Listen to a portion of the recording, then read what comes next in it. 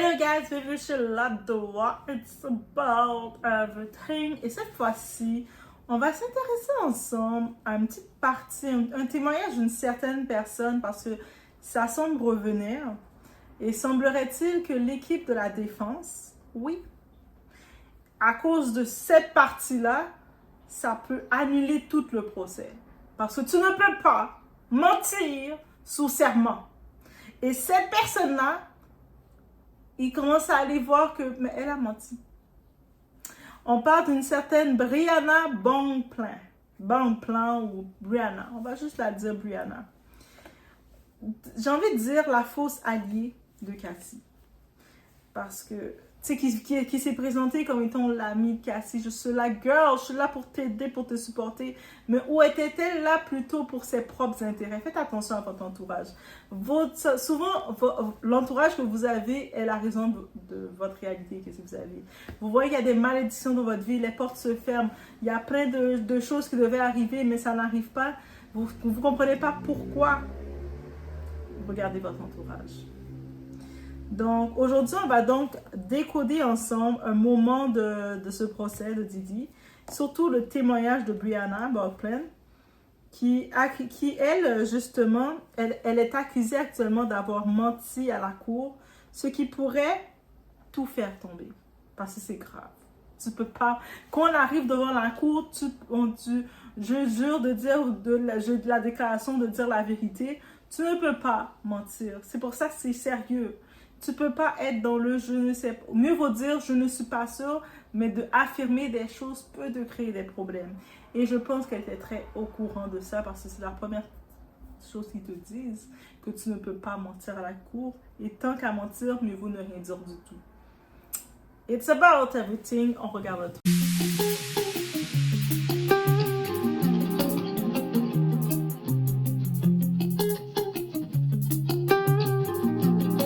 Brianna, why did you lie on the oath after telling them people that Ray J was a plug? You know Ray J selling drugs to everybody in Hollywood. Why did you lie on the oath? You already told the government you gonna recant to those things.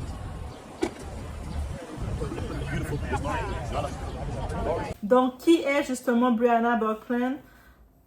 C'est l'amie et ancienne collaboratrice de Cassie Ventura et aussi de l'ex de Cassie, de Diddy. Donc, c'est une collaboratrice. Elle affirme qu'il l'a suspendue au-dessus d'un balcon à Los Angeles, blessant sa jambe, son cou et son dos. C'est ça qu'elle a affirmé elle est venue affirmer dans le procès. Donc, elle est venue affirmer ça dans le procès. Elle poursuit Diddy en justice pour avoir 10 millions de dollars pour violence et souffrance. Donc, elle a dit, tu sais quoi, à Los Angeles, il m'a suspendu du balcon de Los Angeles. Il m'a fait comme ça, il m'a suspendu. À cause de ça, il m'a causé des blessures dans la jambe, dans le cou et dans le dos. J'ai des vraies blessures et ça coûte cher les hôpitaux aux États-Unis parce que tu payes directement. Et donc, elle a dit, tu dois me compenser tout ça. Je veux 10 millions là. Moi aussi, je veux mon argent. C'est ça qu'elle a dit. Elle est supposée être l'amie de Cassie parce qu'elle se présentait comme la meilleure amie de Cassie. Elle voit dans quoi que son ami est pour faire son combat et puis c'est ça qu'elle est venue nous faire. Là maintenant, on regarde le moment clé, le balcon gate. Le balcon gate. En réquisitoire, la défense a apporté un relevé d'hôtel. Ils ont montré un relevé d'hôtel montrant que Combs était à New York en septembre 2016, le même mois de l'incident présumé. Parce qu'elle, elle a donné des faits au début. Elle est venue, oui, tel moment, c'est en septembre 2016. C'était à Los Angeles. Il m'a chaviré dans le balcon. Il voulait me faire tomber, jeter du balcon. Il m'a suspendu. Et puis, eux autres, ils sont venus montrer les faits, les reçus, les faits pour dire qu'il était à New York dans le même moment. Et sous la pression, parce qu'on se rappelle Steele, c'est l'avocat, c'était Steele. On sera sous cette pression-là, Brianna, elle a admis. Elle a fini par admettre, elle a fait non, guys. Je me rappelle plus de la date en vrai. Je me rappelle plus de cet événement. Oui, c'est un événement qui était tellement tragique, tellement traumatisant. Je me rappelle plus c'était quand ça s'est passé, qui m'a suspendu, qui m'a cassé le cou, il m'a cassé le dos, il m'a blessé la jambe. Donc, ça veut dire que j'ai dû aller à l'hôpital. Parce que si tu parles que tu as été blessé au cou, au dos et à la jambe, donc tu as dû te rendre à l'hôpital à quelque part pour qu'on te donne des pansements, pour qu'on te donne des calmants, des antidouleurs. Donc, ça veut dire qu'avec ces preuves des hôpitaux que tu as été à Los Angeles, tu sais la date. C'est des faits. C'est comme ça en cours. Il faut venir avec les faits. Mais elle est venue, elle a dit non, elle ne se rappelle plus de la date exacte. Mais elle dit, elle est certaine de l'avoir vécu. Elle est certaine, dans sa tête là, elle a ce souvenir là. C'est dans sa tête. Elle se rappelle qu'on l'a suspendu quelque part. À un moment. Elle ne se rappelle plus quand, mais dans quelque part de sa vie, elle a été suspendue. L'avocat de la défense lui a lancé sans détour. Vous êtes venu mentir ici. Elle a répondu. Je ne peux pas être d'accord avec vous. Mais la défense était sauvage aussi. Mais bref, eux autres ont dit, est-ce que vous êtes venu mentir ici? Elle a dit, je ne peux pas être d'accord avec vous. Et cette petite partie, techniquement, les procureurs l'ont fait venir comme étant la meilleure amie de Cassie pour être un support pour elle. Est-ce que vous comprenez maintenant, qu'on regarde dans le détail, que les procureurs, on admet ensemble que les procureurs ont saboté le dossier. Peut-être derrière le tout de ce que nous, le public, on ne sait pas, ils ont eu un ordre, on les a dit de laisser tomber le dossier. Mais pourquoi vous avez fait la fille venir dire n'importe quoi? Donc là maintenant, à cause de ce mensonge-là, il risque une annulation de procès. Donc les avocats de Combs ont déposé une motion pour Mistral, affirmant que le témoignage de Brianna était faux et que la justice a été induite en erreur suite à cette accusation. Mais le juge a refusé ce recours, qualifiant cela de partie normale du procès adversarial. Un moment Perry Mason, mais pas suffisant pour annuler le procès. Donc ils ont dit, tu sais, c'est sûr, ok, c'est peut-être vrai, elle a un petit peu exagéré, elle n'avait pas de raison d'être là en vrai. Mais tu sais, avec toutes les autres choses qu'on a, ça ne vaut pas la peine d'annuler le procès. Donc ça nous apprend la précision compte. Donc c'est pour ça qu'au tribunal, d'arriver au légal, c'est important de savoir la précision compte. On ne peut pas juste venir se baser sur un événement aussi direct que ça et implicite que ça. Tu accuses quelqu'un de t'avoir suspendu par la fenêtre d'un balcon de Los Angeles, mais tu dis un moment en septembre, la seule date que tu dis, mais c'était quelque part en septembre 2016, ça suffit pas, tu dois venir avec des faits. Surtout qu'elle a mentionné être blessée. Elle a mentionné qu'elle a été blessée. Elle a été blessée au dos, à la jambe et au cou. En plus, j'imagine, traumatisée de cet événement. Elle est passée dans une clinique. Elle est passée dans quelque part de la santé qui lui ont peut-être donné des anticalmants, quelque chose, des antidouleurs. Mais dans la clinique, quand tu y vas, ils enregistrent ton passage. Donc, je comprends pas. Moi, j'accuse même pas Brianna. Voilà. J'accuse les procureurs. Parce que c'était la job des procureurs de la préparer. Encore une fois, ça prouve comment les procureurs ont saboté ce procès-là. Donc, pourquoi, quand elle vous a raconté cet événement, la première chose qu'elle vous a dit, qu'il l'a blessée, elle réclame l'argent. Parce qu'elle a dit qu'elle a été tellement blessée, elle réclame l'argent de compensation de 10 millions. Ça veut dire qu'elle a été blessée. Si tu réclames de l'argent sur un incident qui t'est arrivé, c'est que tu as été blessé. Ça veut dire que si tu as été blessé, on parle qu'on est aux États-Unis. Les États-Unis, c'est un gros pays, c'est un pays civilisé. Ça veut dire qu'il y a des hôpitaux, il y a des cliniques privées. Tu t'es enregistré quelque part pour qu'on te donne quelque chose. Donc, si tu es enregistré quelque part, il y a les dates qui vont dire, OK, oui, on a reçu Brianna de notre clinique de Los Angeles. Elle avait des ecchymoses ou elle avait quoi que ce soit. On l'a fourni des antidouleurs. Elle était en état de stress. Donc, il y a quand même quelque chose qui serait dans son dossier. Donc, ça veut dire les procureurs, ils ont saboté ça et puis ils ont laissé Brianna venir se faire passer là dans le beurre. Donc, un alibi solide peut fragiliser un témoignage. Donc, eux autres, la défense, suite à ce qu'elle a dit, Elle a dit, en septembre 2016, il m'a fait ça. La première chose qu'ils ont faite, ils sont allés faire leur devoir, la défense. Ils ont cherché leur alibi. Ils ont dit, hey, regarde, elle a dit en septembre 2016, il a fait ça à Los Angeles, mais nous, on a la preuve ici. On a la preuve ici qu'en septembre 2016, il était à New York, il était enregistré dans tel hôtel. C'est comme ça que ça fonctionne. Donc, c'est ça. Donc, de lancer une Mistral, c'est une stratégie pour discréditer les témoignages clés.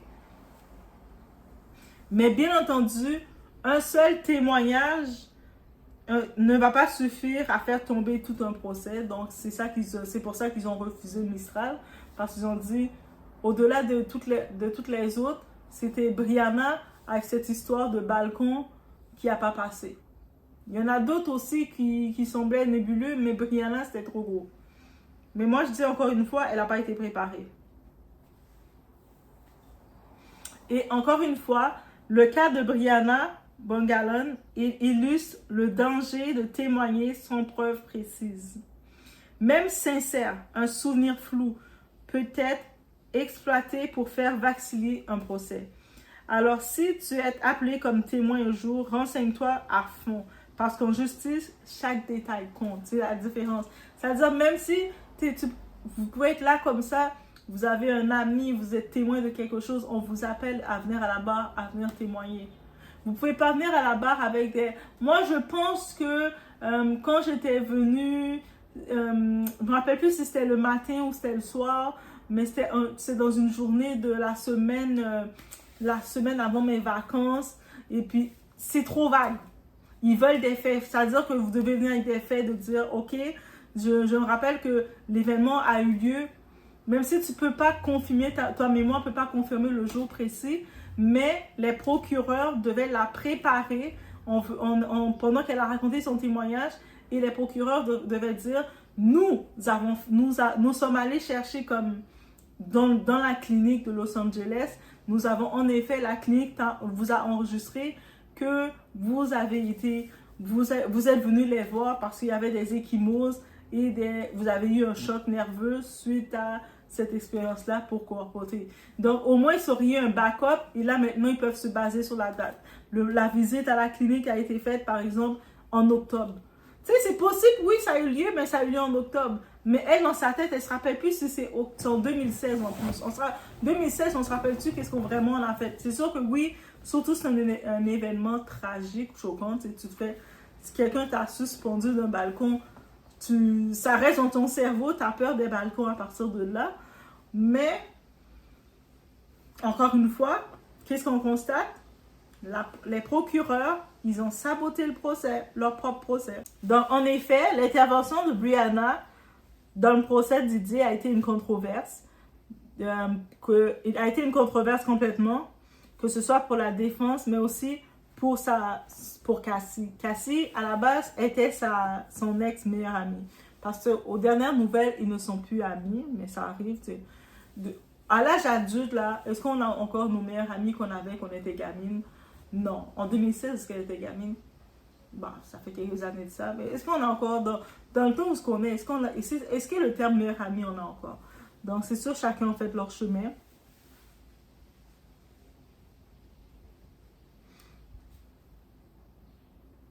Et en effet, son témoignage était quand même fort.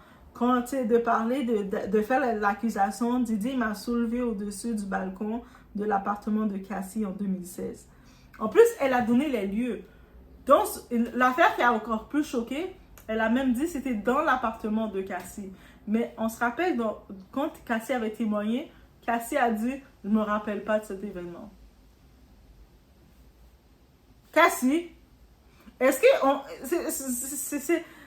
Elle raconte son événement, elle était chez Cassie, dans son appartement, et Didier l'a soulevée du balcon, l'a suspendue pour la menacer. Et puis Cassie, lors de son témoignage, elle avait dit qu'elle ne s'en rappelait pas. Moi, je ne me rappelle pas ce qu'elle dit là. Cassie s'est dédouanée. Sûrement, Cassie a vu qu'elle disait des foutaises, donc elle s'est dédouanée. Et c'est une bonne chose qu'elle s'est dédouanée de tout ça. Parce que si en plus, Cassie, elle serait restée dans la position de Brianna, là maintenant, il y aurait eu des problèmes. Ils auraient dit, mais là, vous deux vous mentez. Cassie a bien fait de ne pas faire comme elle. Donc oui, en effet, c'est Brianna, elle n'était pas une alliée de Cassie. Donc mentir sur serment, c'est très ordinaire. C'est que ce soit volontairement ou par erreur. Ça se fait qu'elle a menti parce que... Bon, menti. On va dire que elle était plus certaine de la réalité. On va dire comme ça. Elle a senti que c'était un événement qui lui est arrivé, mais elle était plus certaine si ça lui est vraiment arrivé. Des fois, dans notre tête, quand on pense à quelque chose tellement fort, et puis on pense que ça nous est arrivé, mais on n'est plus sûr si ça nous est vraiment arrivé. On va aller sur ce côté-ci. Donc, c'est ça. Donc, c'est sûr qu'en faisant ça, Brianna, là, elle a créé une atteinte à la crédibilité du dossier. Tu sais, en sachant qu'on l'avait considérée comme une proche, comme la meilleure amie. Maintenant, c'est ex-meilleure amie, mais c'était la meilleure amie de l'époque de Cassie. Et là, on voit une contradiction publiquement comme ça. Donc, ça a fragilisé le côté de Cassie. Puis aussi, ça permet à la défense, mais d'exploiter le tout, là. Et puis, eux autres, ils ont ajouté, même ses proches mentent ou se trompent. Pourquoi pas elle? Donc, à cause de Brianna, ils sont revenus encore pour dire, mais tu sais, même si ses proches, ils mentent ou ils se rappellent plus des choses, ils racontent des choses, mais elle aussi. Donc, à cause de, encore une fois, Brianna. Maintenant, on se dit, est-ce que c'était un sabotage involontaire ou égo-personnel? Brianna, en se mettant en avant, a peut-être voulu redevenir visible médiatiquement, mais sans préparation juridique solide. Ce genre de faux pas peut donner une arme énorme à la défense. Empathie du public déplacé. L'affaire de Cassie reposait sur une image de victime discrète, constante, crédible. L'arrivée d'un témoin controversé, ex-affilié, devenu un problème, peut diluer l'impact émotionnel. Je commence même à me dire si Brianna, elle savait qu'est-ce qu'elle allait faire et puis elle n'est pas venue justement pour juste déranger le procès.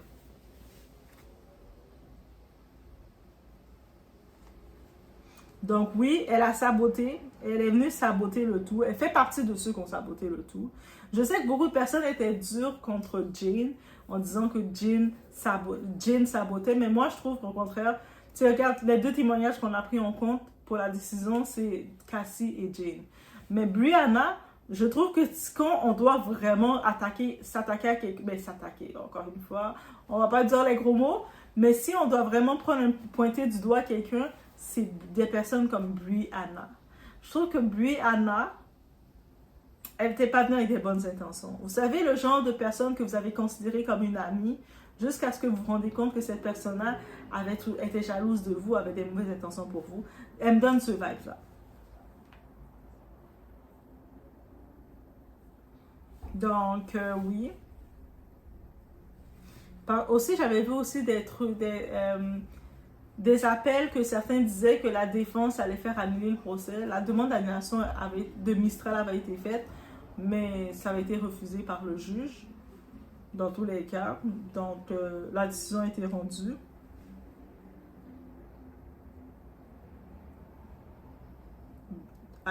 Donc, ça a été rendu.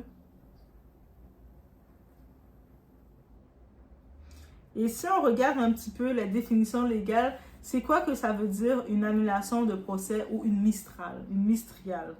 Une mistriale, que ça veut dire c'est une interruption officielle du procès prononcé par le juge parce qu'un événement grave rend impossible la poursuite du procès dans les conditions équitables. Par exemple, témoignage mensonger ou irrégulier. Techniquement, elle était une témoin et puis c'est irrégulier. Ce qu'elle a dit, c'est conduite illégale d'un avocat, partialité d'un jury, révélation publique de preuves exclues, vice de procédure majeure. On se rappelle pour le cas de Bill Cosby, on a fait une demande de Mistral qui a été faite dans son procès. C'est concernant, on s'est rendu compte qu'il y avait des vices de procédure majeure. Donc, tout son procès a été annulé par Mistral. Et eux autres, c'est sûr, l'équipe de la défense, ils se basaient vraiment sur le témoignage mensonger ou irrégulier. Donc, même si on ne veut pas dire le mot mensonger, on veut quand même donner à Brianna le bénéfice du doute, mais c'était irrégulier.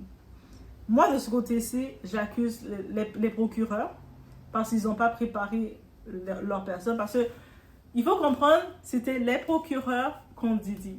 C'était pas, tu sais, tout le reste des personnes, c'était des témoins qui venaient. Mais c'était les procureurs qui devaient monter un dossier contre Didi. Mais quand tu montres un dossier contre quelqu'un, tu dois préparer ton dossier, c'est-à-dire tu dois préparer chaque personne. Mais on a pu sentir que beaucoup de ces personnes n'étaient pas prêtes. On a senti que Jane, malgré qu'elle avait un témoignage très fort, mais elle a manqué beaucoup de faiblesse parce qu'elle a manqué beaucoup de préparation. Elle n'était pas prête. C'est pour ça qu'il y a tout de suite, il y a eu plein de contradictions, ils commençaient à revenir et tout, back and forth. Ils l'ont pas assez préparé, alors que c'était leur job. La même façon qu'ils voient Brianna arriver, un gros titre, il m'a suspendu par le balcon de chez Cassie. C'est ça qu'elle dit, en mettant Cassie dans le problème là. Si c'est Cassie, ça veut dire que Cassie a vu. Et puis, heureusement pour Cassie, elle a quand même démenti un peu la chose en disant qu'elle n'a jamais vu cette scène-là. Ils n'étaient pas si proches que ça. Elle avait dit quelque chose comme ça. Mais c'est ça qui a sauvé Cassie. Parce que si Cassie aurait eu le malheur d'entrer dans le plan de Brianna, là, ils auraient pu utiliser une Mistral. Parce que ça aurait été comme, attends, vous mentez là, ça aurait été une Mistral. Donc, elle a quand même bien fait de ne pas rentrer dans le plan de Brianna.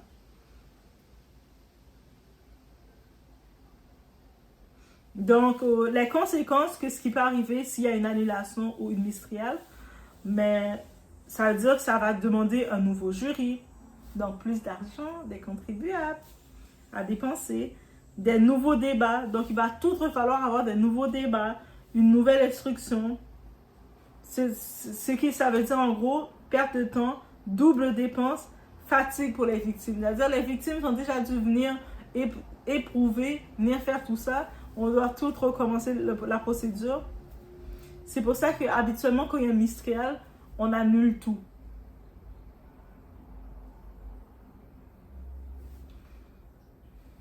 Donc, c'est ça. Donc, si le parquet peut décider d'abandonner les charges si l'accusation estime que les preuves sont affaiblies ou que les témoins ne voudront plus témoigner. Donc, ça veut dire que quand on veut recommencer le tout, c'est possible que les témoins peuvent dire « Ah non, mais non, moi, laisse faire là. » Ils regardent sur les réseaux sociaux partout, comme surtout Jane. Tu sais, comment le monde sont après Jane. Grâce à son baby dad 50 Cent, c'est ta faute. Mais en plus, elle voulait être anonyme. Et puis, comment 50 Cent l'a exposé. Moi, je dis encore, c'est 50 Cent, c'est ta faute. Sinon, on aurait juste appelé Jane. Oui, on aurait peut-être eu des doutes que c'est elle, mais 50 Cent l'a bien exposé. Donc, c'est sûr, dans des cas comme ça aurait été une victoire stratégique pour l'accusé, sans même être innocenté officiellement. Et aussi, ça réduit la crédibilité des témoins. Et là, c'est sûr, dans l'opinion publique, l'opinion publique va se dire que l'accusé, finalement, s'il y a une annulation à cause de ça, à cause de témoignages là, qui sont irréguliers, il a sûrement été accusé injustement. Le jury suivant pourrait être influencé malgré tout. Maintenant, de rechercher, on a vu comment c'est compliqué de chercher des jurys. Les autres jurys, c'est sûr qu'il y a une opinion qui face à ça. Affaiblissement de la position du procureur, avec les critiques de la presse, une perte de confiance du public, des sanctions disciplinaires en cas de faute grave. Ouais, les avocats, ils ont des fonctions. Donc, on se rappelle que c'est fédéral, donc ça veut dire que c'est l'État, les frais de justice, c'est l'État qui doit payer. L'État, ça veut dire les citoyens dans leurs taxes qui doivent payer ces procès-là. Donc, ça veut dire frais de justice, sécurité, personnel judiciaire. À la défense, l'honoraire d'avocat supplémentaire. Aux témoins, journée de travail perdue, déplacement, etc. C'est parce que les témoins, quand ils viennent, ils perdent toute leur journée aussi. Et quand le juge refuse, comme ça a été le cas, il a refusé, ben, le procès, il a continué normalement. Donc, la défense doit composer avec les éléments rejetés par le juge. Le jury est maintenu, sauf s'il est lui-même compromis. Les audiences reprennent. C'est sûr, ça fait un petit coup dur, ça fait un coup dur pour la défense. Elle perd un levier stratégique. Elle ne peut pas revenir sur les fautes invoquées, sauf en appel après le verdict final. Donc, là, c'est ça l'affaire qui arrive. Et puis, je comprends pourquoi. Je regardais dans certains podcasts américains, ils disaient que la défense vont faire une demande de Mistral parce qu'ils ont dit, ici concernant qu'est-ce qui peut arriver, la défense, ils peuvent pas revenir sur les fautes évoquées sur le dossier, le témoignage de Brianna. Par contre, ils peuvent revenir dans le cas que ils peuvent faire un appel après le verdict final. Donc, le verdict a été rendu, c'est final. Là, maintenant, les autres peuvent revenir et dire, hé, en passant là, vous vous rappelez le témoignage de Brianna là, qui a dit qu'elle a été suspendue et puis c'était complexe là? Nous, on veut revenir sur ça parce qu'elle a menti, c'est un cas irrégulier. Ils peuvent revenir sur ça et tout annuler le procès. Et cette option-là, elle peut être utilisée plus tard si Didier est reconnu coupable. Donc, actuellement, il a 2 chefs de culpabilité contre lui. Donc, il peut faire appel à ces 2 chefs. Parce que les 3 autres chefs, il est non coupable. C'est réglé. Les 2 chefs de culpabilité, là, il peut revenir sur ça et dire, en passant là, on veut revenir sur ça. On se rappelle de la témoin là, qui avait fait un témoignage irrégulier là. Non. Et puis là, à cause de ça, on l'a mis coupable. On veut revenir sur ça. Et ils peuvent aussi venir sur le fait que le juge a eu tort de ne pas accepter l'annulation malgré un faux témoignage. Donc, ils peuvent venir sur ça. Ils invoqueront alors le vice de procédure pour tenter d'obtenir cassation, nouveau procès ou à un autre niveau. Donc, on peut regarder maintenant des exemples célèbres de Mistral ou de demandes d'annulation qui ont changé un procès. Et oui, on a des célébrités qui ont utilisé ça. En 1995, on a le fameux procès de O.J. Simpson. Son procès n'a pas été annulé, mais les avocats ont failli obtenir un Mistral à cause d'un policier accusé de racisme. On parle du policier Mark Fuhrman. L'équipe de défense a exploité l'irrégularité pour semer le doute, stratégie payante. C'est ça qui a causé son acquittement. Vous voyez le comportement d'une personne, c'est-à-dire dans le procès d'O.J. Simpson, il y avait un policier qui a eu un comportement, c'est ça, le monde dit « Ah, O.J. il a été acquitté ». Mais c'est la faute des fois de l'entourage. Quand je vous parle de l'entourage, que ce soit relationnel et tout, l'entourage a une force. Hein. Mais là, à cause du policier Mark Fuhrman, on peut voir tout ça. On se rappelle du procès récent de 2017-2018. Ça a duré 2 ans, Bill Cosby. My God. Donc, le premier procès s'est soldé par un Mistral. Le jury était divisé. Un second procès a eu lieu à Cosby et finalement, il a été condamné. Dans le second procès, il a été condamné. Donc, il a eu sa peine, comme on peut le voir. On a donné son verdict coupable. Mais en 2021, la Cour suprême de Pennsylvanie a annulé cette condamnation pour un vice de procédure lié à un accord préalable passé avec un procureur. Voilà. Il a été condamné. L'histoire de Bill Cosby, c'est digne d'un film, guys. Il a été premier procès. À cause que les jurys étaient divisés, ils ne pouvaient pas avoir l'unanimité. Donc, ils ont fait une Mistral. Ils ont dû recommencer. Retourner encore pour avoir plus d'arguments. Suite au second procès, suite à la Mistral, on a dit, OK, on l'a condamné. T'es condamné, t'es coupable. Là, Bill Cosby s'attendait à passer, parce qu'il est supposé passer le reste de sa vie, presque 30 ans en prison. Et là, en 2021, la Cour suprême de Pennsylvanie, elle a regardé le tout avec les vices de procédure, elle a fait « Hé, il y a quelque chose qui ne marche pas là. » Les procureurs ils n'ont pas respecté une entente qu'ils devaient respecter. Dans le passé, il y avait telle entente qu'ils devaient faire, ils ne l'ont pas respectée. annulation, vice de procédure, prap, tu peux te libérer. Et de la prison, Bill Cosby, je ne sais pas comment il a prié Dieu, mais ça s'est fait. Et sur le coup, il a été libéré sans être innocenté. Donc, il a toujours le titre de l'opinion publique de culpabilité, mais à cause qu'il y avait des vices de procédure, on était obligé d'annuler le procès. On a aussi un procès aussi récent de 2020-2024, c'est celui de Harvey Weinstein. On entend tellement parler de lui, un des très bons amis de Oprah. Allô, Oprah. Donc, plusieurs motions d'annulation ont été rejetées par le juge, notamment sur des questions de partialité. Après condamnation, certains éléments liés à l'instruction ont été utilisés en appel et un nouveau procès a été ordonné à New York en 2024. Donc, en effet, lui, il a fait plusieurs demandes. Harvey, il a un gros lourd là, c'est un gros dossier, lui. Et on refusait, rejeter, le juge rejetait tout le temps. Mais là, ils ont eu des instructions qui étaient utilisées en appel, et puis là, maintenant, un nouveau procès a été ordonné. C'est sûr qu'il faut se rappeler que refuser une annulation, donc un mistrial, n'éteint pas l'affaire. La défense se repositionne en appel si elle perd. L'histoire judiciaire nous montre que certaines erreurs, même refusées au procès, peuvent faire tomber une condamnation plus tard. Voilà, avec Bill Cosby. Donc, ça veut dire qu'en procès, le juge a dit « Non, je refuse le mistral, je refuse. » Mais là, quelques temps plus tard, ils peuvent faire leur démarche et puis ils font tomber le tout. Dans le cas de Diddy, son équipe prépare déjà une stratégie post-jugement, quelle que soit l'issue actuelle. Donc, il y a une équipe. C'est sûr que le but de ses avocats, c'est de le sortir de là, de la prison, de tout ça.